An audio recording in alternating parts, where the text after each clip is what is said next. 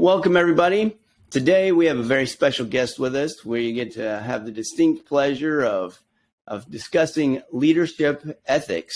And it's a very, very special time because we not only have a special person with us today, Mr. Chris Ash, but he's an expert in ethics because he is an attorney and a politician all rolled into one. And so you always can have, well, but you'll see, it's going to be amazing today.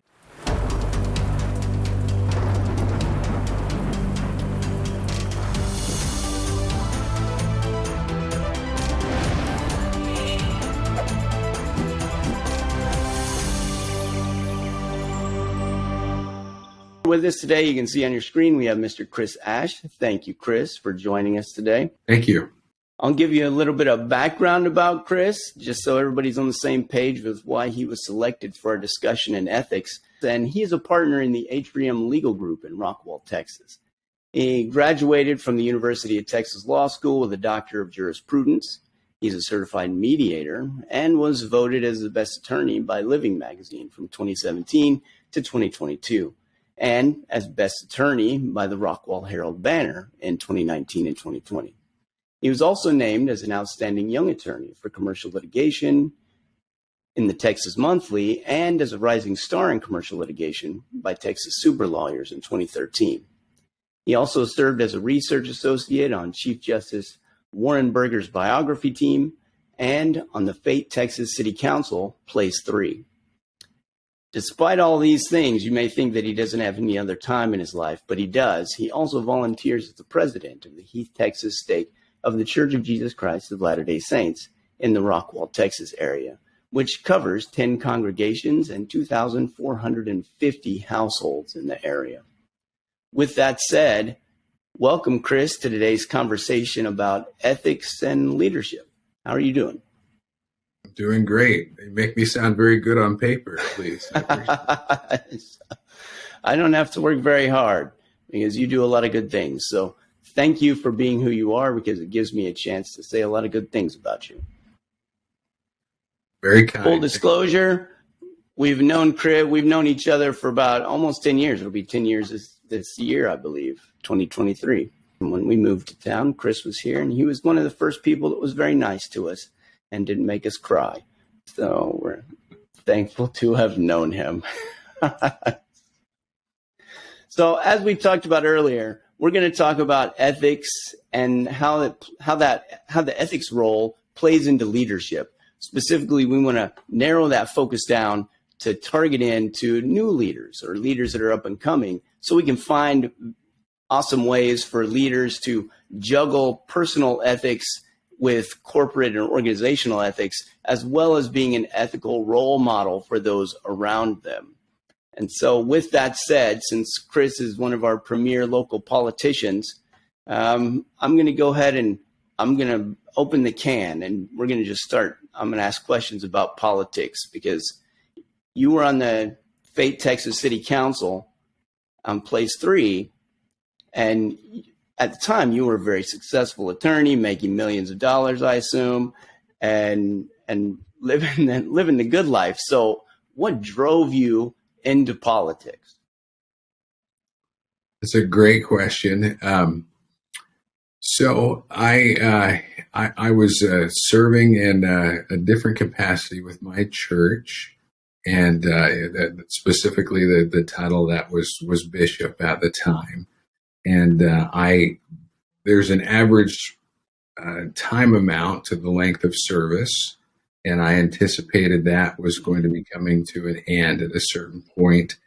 And I anticipated I would have some additional time on my hands that I was used to giving towards my service to the church. And so I thought there'd be this additional time where I was used to doing other things with my time. And around that time, as I was thinking about it, I saw a post on Facebook by the City of Fate saying that there was going to be an open seat for election, Place 3 on the City Council. And I thought, hey, what a great way. I like my town. I've thought for a long time about being more involved in my community. And I thought that would be a neat way to be more involved, get to know more people in my community, and give service in a different way. So that, in a nutshell, that's how that came about. You mentioned that you've projected you'd have some extra time on your hands, and as we both know, that quickly didn't happen. It But did not. now I know, not from firsthand experience, but from news reports and other secondhand information, that there were previously in Fate, there's been a lot of allegations historically of fraud, embezzlement, etc., among the leadership in the town. Did any of that have any role or impact in your decision? Very little. I was aware of that. I knew that a prior mayor, not the then serving mayor, had I'll use the term here loosely, had kind of left in under a cloud, and there had been allegations of well, I won't repeat what I remember because they may not be precisely accurate, but you summarized it very well. And so there was a desire to see what was going on, and to see what kind of people were serving, and to make sure that had changed. I'd heard that it had from some people that I knew that were a little closer to it. So I guess you could say that was a part of it. It wasn't the primary part, but that was in the back of my mind. Fair enough. That's fair enough. That's a good answer. So with that in mind, that spurred another question in my mind. Because as a member of the city council and as a bishop in your church and as an attorney, you played several different leadership roles. You have a family as well, so there's leadership roles in the family too. And for our discussion specifically about ethics today, what, in your mind, what role does ethics play in the various leadership roles that you have had in the past and currently have now? Well, contrary to current world events and maybe all-time world events, I don't know.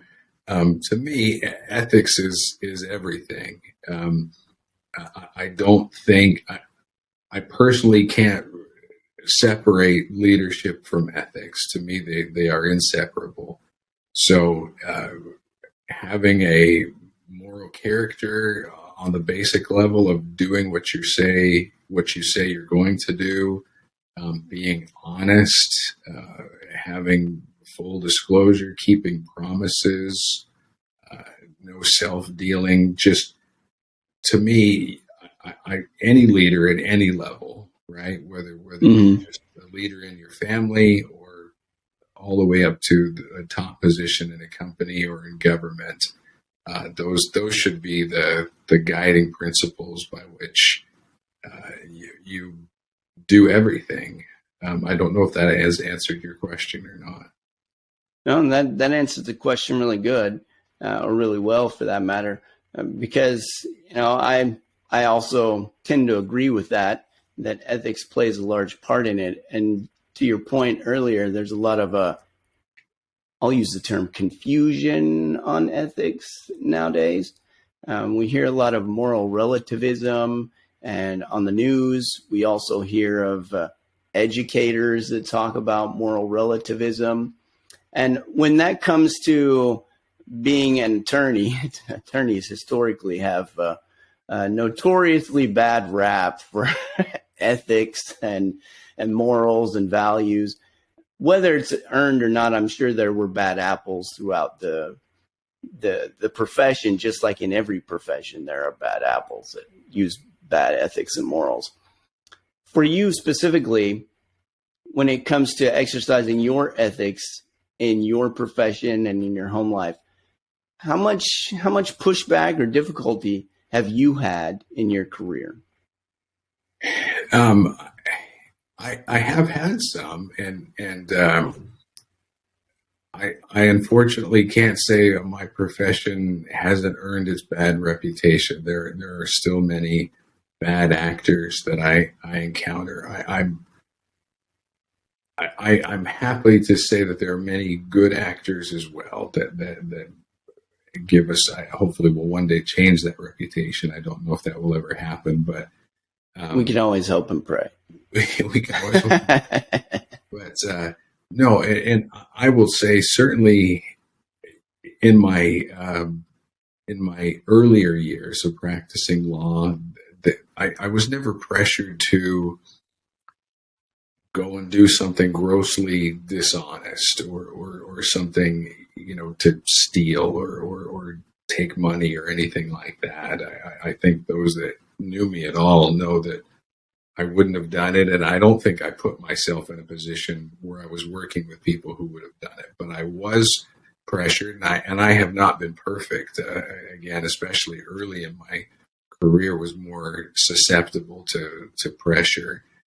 I can remember where someone else, we were collaborating on kind of an analysis, and I was pressured and sadly went with the pressure to take credit for.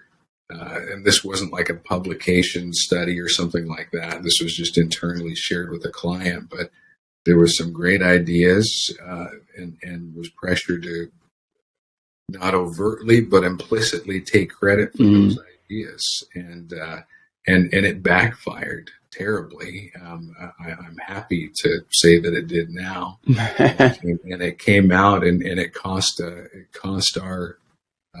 our firm took a hit for the reputation. And when that happened and I saw it, it was very apparent to me that I knew better and should have known better and should have stood up for that and not done that. There have been other times where, again, pressure was exerted in the discovery process. I don't know how many people are familiar with that, but there are written questions sent and there are written responses expected. And there was pressure to just, in an adversarial process, you don't have to do someone else's job for them, right? If they ask a bad question, you don't have to. You don't have to give a good answer with a bad question. Right. I have a duty to my client and not to the opposing party, and I don't have to help the other side do their job. But I still need to be honest. And there was pressure just to be a little closer to the gray area in a couple of instances where the firm was comfortable. And I did push back there on that. And my religious views and beliefs got involved in the discussion, and my time with that firm was not long. I was given an option to leave voluntarily or to quit not long after, or to be fired not long after. And so I chose to leave, and I was surprised that happened. I didn't see that going in, but that is what happened. Thank you, and thanks for sharing that. There were a couple of things that I have questions about. Some of the things you talked about in there. I heard that you said earlier on, when it comes to ethics, that you didn't put yourself in the position to be, for lack of a better word, tempted to do unethical actions. This would be more of a hypothetical for you, I would assume, this question. What impact that would make on a younger leader, a newer leader, when it comes to making ethical decisions, not placing themselves in a position to be confronted with those things? I think there probably are some rare, super strong individuals that will adhere to their ethics no matter what. I hope I am one of those, but I think I'm more human than I am the exception. And so, and trying to answer your question, I think putting a young person in a position where they're constantly, their ethics are being challenged, I think it's probably just a matter of time before those ethics get eroded. And so I remember interviewing with a firm that had a horrible reputation for ethics. And I did it for one reason, because they had a large salary. Two reasons. And someone I respected very much was now working there. And they assured me that it was different. And during the interview process, when I finally met the managing partner, it was clear, at least to me, that it was not different. And everyone would be happy to have a lot of money, but that was something I couldn't reconcile, and was polite in the interview, but never pursued it further. I let him know I was out of the running shortly after that interview. I've noticed somewhat similar. There are a few people that I've run across that have impeccable ethical, moral fortitude when faced with, it seems just like anything that comes their way. They make the right decision every time based off of their ethical upbringing and such. And when it comes to ethics, I don't know if you've read the book, but Kyle Fedler wrote a really good book about Christian ethics. And in his book, he talks a little bit about how our ethics, our personal ethics, are derived from our experiences, but then our experiences and our ethics drive us to our characteristics. They make us who we are after we've been through those. Through life, we get taught ethics by parents, by watching others both fail and succeed. And then that motivates us to make those decisions for ourselves. And then that becomes a characteristic or a part of us that we don't lose. And I really liked what you said about how if they're constantly faced with unethical dilemmas, then it can erode down eventually. And so having that way out is a good thing. A little bit of forethought planning as well. Well, yeah. And I mean, it just that, and I think it just makes it more likely to, right? If you're at a place where you rarely, if ever, are confronted with an ethical dilemma versus constantly, right? Just the likelihood that that's going to happen just is obviously much more at a place where it's ongoing. That makes total sense. I mean, there's not much common sense out there today, but it sounds like common sense to me. I do have a very curious question for you, and this is somewhat of a personal nature. I know we've already had some personal nature questions, but this is just another one for the list. If you were to pick one or two role models of ethical behavior that you've used in your life as examples to learn from, or even if it was a bad ethical example that you learned from, will you share with us a couple of those? Sure. Do you want experiences or just in general? Yeah, that'd be good. Okay. Yeah, experiences are great. People love experiences. I do. I don't know about anybody else listening, but so yes, there's an attorney that I started to get to know, not one who worked at the same firm that I did, and he, at the time, he actually held the same church position that I hold now. Okay. And a different location. We didn't attend church together. We never saw each other at church. We met professionally first. I was just looking for some guidance on making career choices, and just being around him was a great example to me. And it was little things even. I hope this makes sense. It did to me, but I remember either being at the restaurant or in his car on the way to a restaurant, and him getting a call from his wife. And I've been around a lot of attorneys who are busy on a call from a spouse, and what a sad commentary again on my profession. But by and large, it's an annoyed reaction. It's a reaction of, oh, why are you bothering me at work, and that sort of thing. And his was very different. It was, he stopped, he took the call, was very polite, was very sweet, made sure she had what she needed. And I don't know if I looked at him or if I just had a pause or expression on my face. I'm not sure, but I remember him saying, I've always told my wife that if she wants to call me, I will always pick up if I can. And if I can't, then that means I'm not available. And just that little thing showed me a great insight into his character.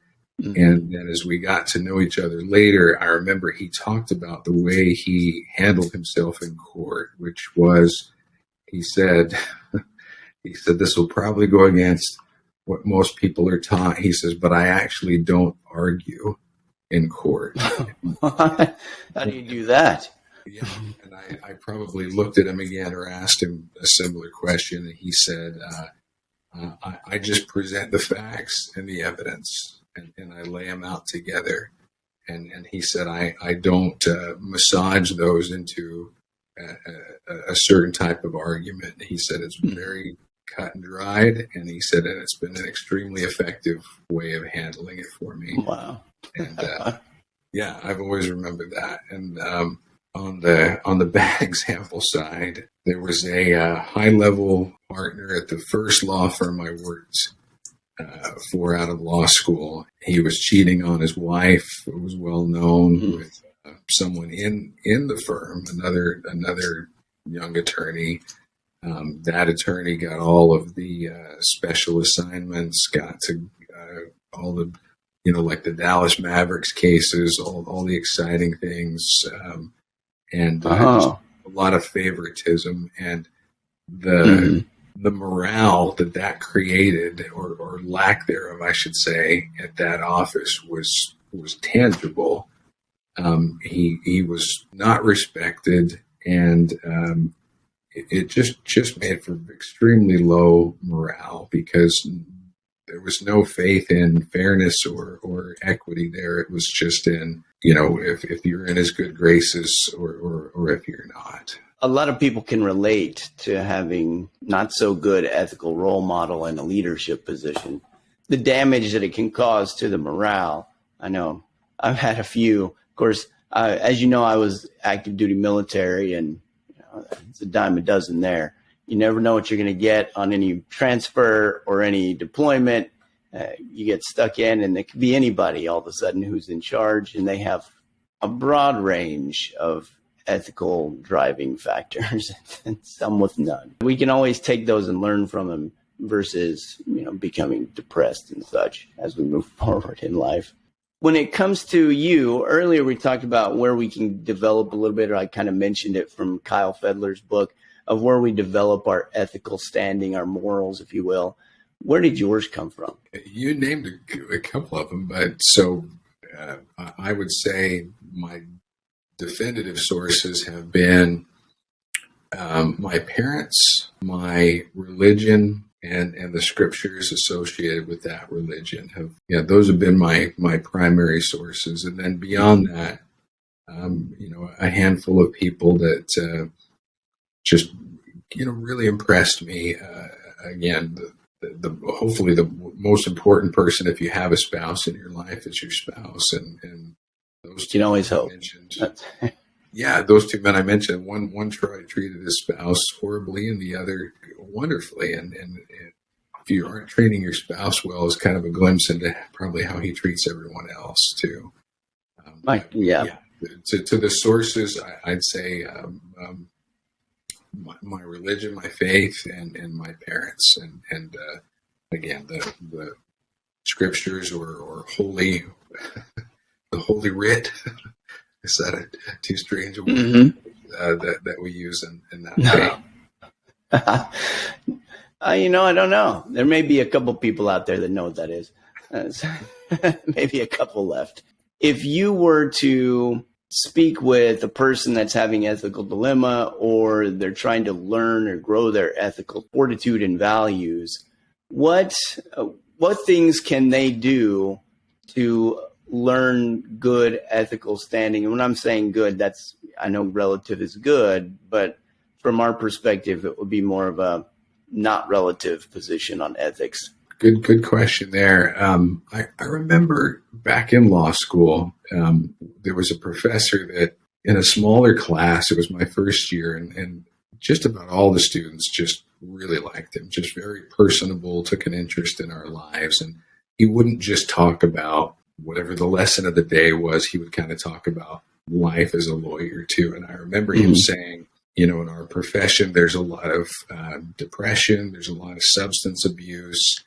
And he encouraged people to find a way to deal with that, and also to have an ethical standard for themselves. And he said, for those that have religion and are active in their religion, that was that they typically did far better than those who did not. And I think he said, if you don't have one, here's some other sources to look at. And I've forgotten those, but I had a faith, and that was a comfort to me, and hopefully to others there too. So my first advice would be to ask someone, do you have a religious background and a faith, and whatever it is, unless it's just something really different that maybe teaches against all values of Western civilization, then maybe there are some religions like that out there. But if maybe so. We have a religion of political dissidence. That's a religion. I don't know. There's that. But I think any of the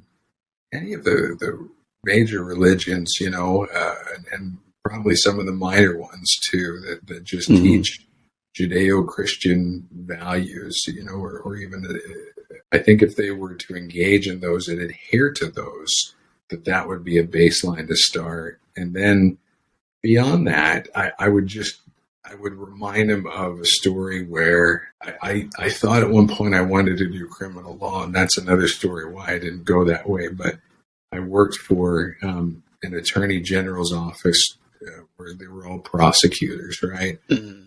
And I remember one guy said if he was working, he had two opposing attorneys. There was two criminal defendants, and the one attorney he thought nothing of.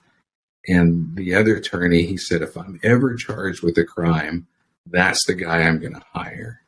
And I thought, wow, that's what a high compliment, right? And so that would be the other thing I would tell people is conduct yourself in such a way, if you're in the legal field, that your opponents, whether or not you win or prevail against them, would say, that guy beat me in court, but if I never needed to hire someone, I'd consider hiring him because of how they conduct themselves. So think about, we've probably all heard the story too, but what do you want on your tombstone someday, right?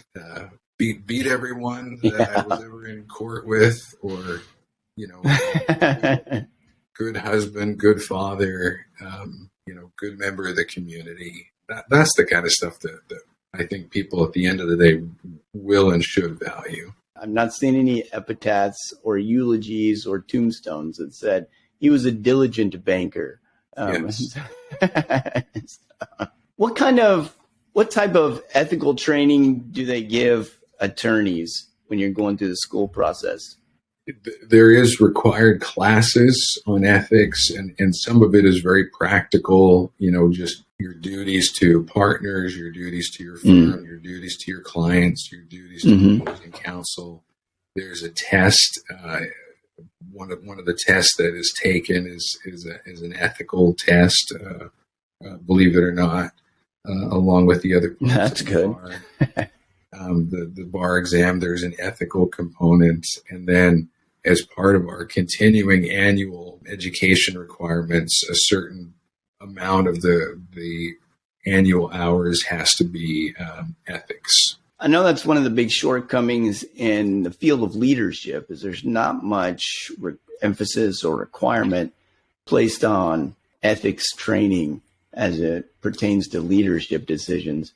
And one of the reasons why I wanted to have this discussion over this topic is to try to pull some ways out to gain some additional ways that, I hate to say learn ethics, but to gain a more ethical foundation and be able to withstand the things that they're going to run into. Yeah. And thank you so far. You gave us some great advice of things that we can do to help develop that ethical foundation in our lives, getting religion, going to church, studying scriptures, using role models. That's a great example. What other advice would you have for a new leader that's maybe entering their profession for the first time and they're just trying to get their foot on? If you could go back and give yourself advice as a new attorney, what would it be? If I was to give myself new advice as an attorney, I'd probably give myself different advice than in the field of ethics. So if I that advice would I think I've done okay there. I would advise myself in different areas, but I think in answer to your question, I think it's critical for new leaders or new anyone to know how to be able to disagree without being disagreeable. I know that's kind of a catchphrase, and it's almost like laughed at, I think, but it really is critical. And I think if we can go back to, I'm going to attribute this to Patrick Henry, whether it was said by him or not, but where he supposedly said in legend and lore that I disagree with what you have to say, but I will defend with my life your right to say it. And that leads to mutual respect, right? And we had I don't remember his name, but we had a person come in and present to the city council as we all sat there on the dais of the city council, some ethics training one time, and he talked about the fact that if we disagreed passionately on issues, we should still be able to keep respect and even friendship, hopefully, despite those differences.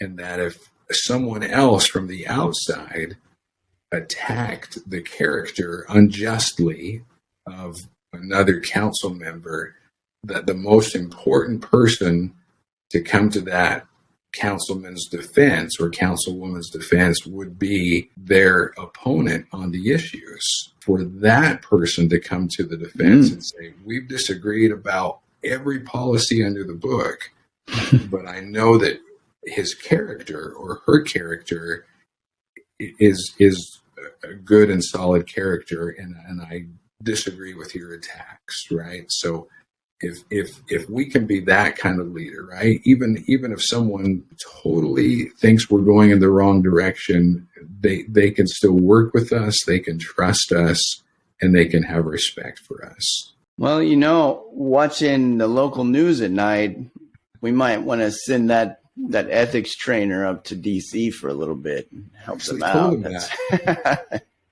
I actually said, can you go there and help them? But everyone just laughs, of course, as we're doing now. Yes. Yeah, because it sounds good on paper, like you said earlier. It sounds good on paper. Yeah. I find it interesting in his training, what he brought up goes a little bit about what Kyle Fedler mentioned in his book. He talked about distinguishing, there's a movement nowadays to try to merge the person with the action to make them one and the same. So instead of you did a bad action, they're now a bad person. Yeah. And we apply a label of bad person to them. And then that, in effect, destroys their ability and their morale and their drive and desire to actually change those actions for the better. With that, have you noticed or seen any of those examples where that's happened, or maybe an example where the action was the exact opposite, where the action was the issue and it was addressed correctly and someone corrected it? The mayor, just prior to this one, he had to, and he is not the one that was wrapped up in the fraud allegations, right? That was okay. two mayors ago. But the one just prior to this one, he had to step down because he had cancer and had become super sick, and it was awful, right? His health was just awful. And I found out that during the ice storms of last February, where power was out so many places in the state, that mayor with cancer and his wife, they had no power at their home, and a member of the city council had reached out to them, and I know they did not agree on everything. He had reached out to them and brought the mayor and his wife into his home, and his home had power, and in their home, and he never publicized that. He didn't go on Facebook or come out. I The mayor later thanked him publicly for doing it, and that was how we found out about it. So it was, things like that, right? Where, like you said, whether he liked everything he did as mayor, he separated that from the man. This is a human being trying to do good, and he's in need of help, and I'm going to help him and his wife. That's awesome.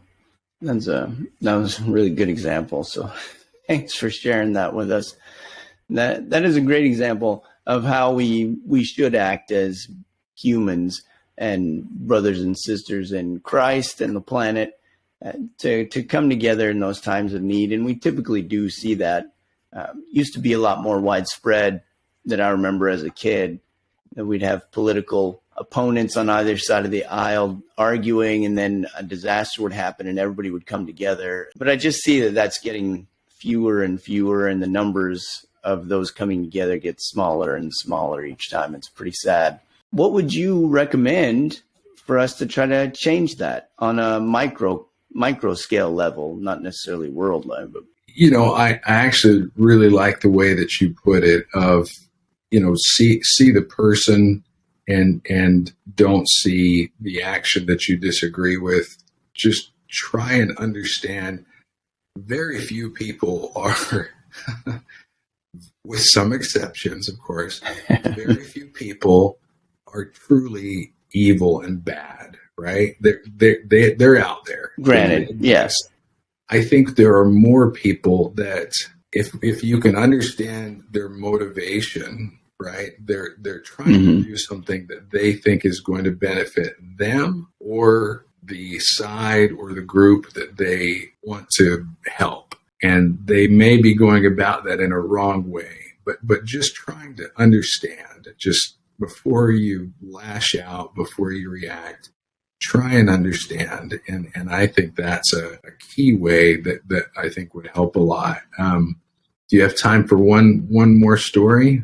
Yeah. Yes, we have time. All the time in the world. No, I won't tell more. But one of my favorite stories is a story of Justice Scalia and Justice Ginsburg. Okay. And this may be a well-known story. I don't know. My personal views, I really liked Justice Scalia, his writings, his opinions, his views. And I found that I disagreed almost always with Justice Ginsburg. And what I found out is they were extremely close friends. And that surprised me. And they would their families and them would go on vacation together during. Wow, I didn't know that. And Justice Scalia, when he died, Justice Scalia's son told a story that I think for Justice Ginsburg's birthday or something like that, that he was ordering from his office a big bouquet of flowers for Justice Ginsburg. And his son said, "Dad, why are you doing that?" He said, you're always so nice to her, and she's never voted with you on any of the issues where you need a vote that I can ever recall. And his dad told him, "Son, there are some things more important than votes." Now that's the U.S. Supreme Court. Those votes are important. I just love that. And so I think that we can look at a human being and say, he's got his reasons, and I may disagree completely with it, but I can try and understand why. That's really eye-opening, because the stuff us normal people see on the outside is a bunch of political dissent. There's always the dissenting argument, and it's usually quite scathing against against all the other viewpoints and thoughts that they have, which would lead and does insinuate that on a personal level, they actually view the person as all that stuff all rolled into one, when in actuality, because of their maturity level and their grounding in their own personal ethics, they can separate the two and have that personal relationship that's amazing and can actually be beneficial, because, as you were saying, there's There are some things that are more important than votes, and we can apply that to just about anything. There are some things that are more important than a political ideal sometimes. Sometimes it could be making production meet for this week for our job, or getting people to do something. There's always something that could be more important than that. And when we put it down on the personal level, that makes one of the biggest differences. Well, thank you so much, Chris, for talking with us today. I've been so richly blessed by our conversation, and I've pulled out a lot of good information to share with our listeners and to put in the final research report. It's been my pleasure, and it's been great to talk through it with you. Thanks for giving me the chance. You're very welcome. Anytime. Thanks so much for your time, and you have a great day, sir. Thank you. You too, Gary. Appreciate it. In today's discussion, we found several hidden treasures regarding leadership ethics. Chris gave us some great suggestions on developing and maintaining strong core ethics in leadership. He pointed out that faith in God and religion increases our chances of maintaining a healthy working environment and family, and strengthens our ethical decision-making capability.